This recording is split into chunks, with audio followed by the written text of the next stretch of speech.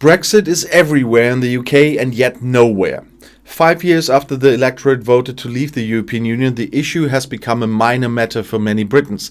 Other things are much more important, such as Freedom Day next Monday, if England wants to get rid of all the remaining corona restrictions, or the question of which countries they can finally travel to again during the summer holidays or not.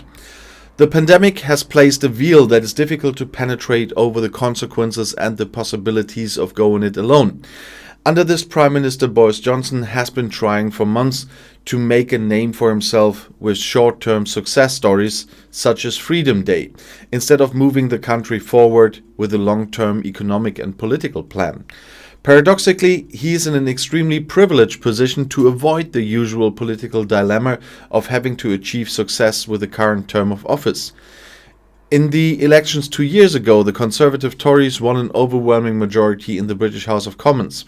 It is therefore hard to imagine that under Boris Johnson they will not win the next elections, which are expected to take place in 2024. What has become of the official political leadership of the country that until recently was the third major power factor in Europe alongside Germany and France? A country that has produced charismatic leaders. Margaret Thatcher, for example, the Iron Lady who, against all odds, campaigned to privatize basic services such as energy, water and railways, and also, at least in the first few years, campaigned with all her might for the country's EU membership. Or Tony Blair, the Labour Party man who first sealed the long-standing peace between Ireland and Northern Ireland with the Good Friday Agreement and later initiated uncomfortable reforms in the healthcare system.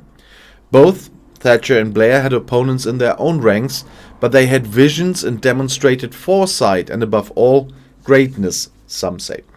Boris Johnson, on the other hand, has not yet been able to paint a similar picture. He has been making headlines since he was elected Prime Minister a year and a half ago. Again and again, he lapses into actionism in order to get a few plus points in the population.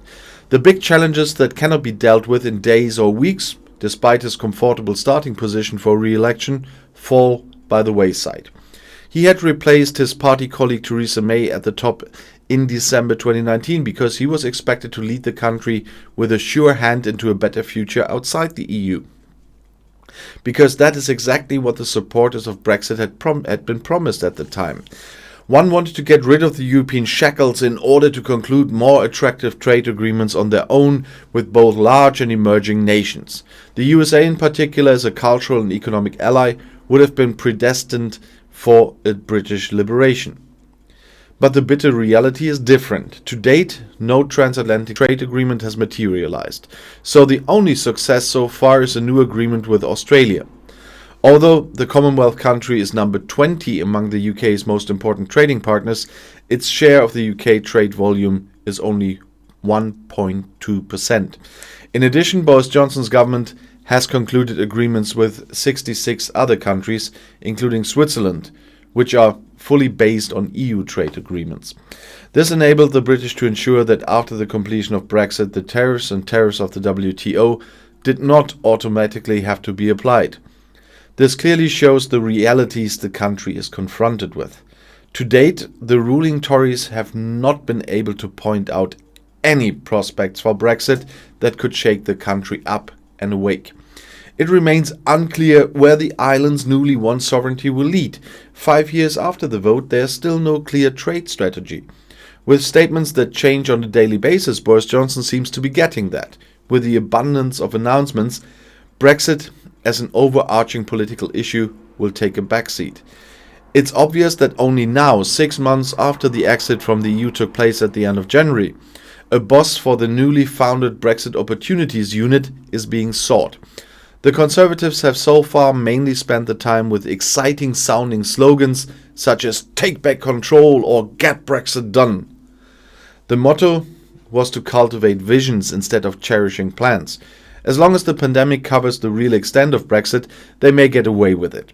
But it's only a matter of time before waiting is no longer enough.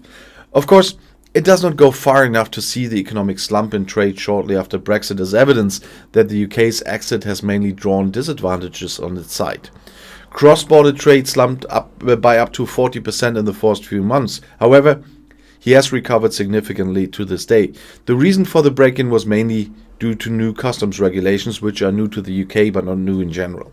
Companies had therefore set up considerable stocks in advance in order to anticipate any supply chain interruptions.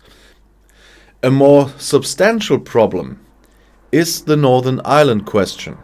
Contrary to all promises, Johnson agreed in the final of the Brexit negotiations to use Northern Ireland as a pledge for a deal. Since the beginning of the year, all goods transported from the UK via the Irish Sea to Northern Ireland have been treated as if they were being delivered to the EU. This is a great way to avoid a hard border between Northern Ireland and the rest of Ireland. This U-turn by Johnson meant that goods traffic between Great Britain and Northern Ireland temporarily collapsed due to the complex customs checks. In return, trade between the Republic of Ireland and the North flourished, which was not hampered by any regulatory or custom-specific hurdles. This example shows how difficult and rocky the attempt will be to enforce their own regulations. The financial sector is predestined for such a solo effort. The government recently had a report drawn up. The recommendations contained therein, including simpler listing rules for companies, are intended to strengthen the competitiveness of British companies. The proposed changes, which are currently being discussed, are an example of how the country intends to position itself in the future. But such a plan limited to the financial center is not enough. Ultimately, a macroeconomic perspective must be found in order to redeem the Brexit dividend that has been promised for years.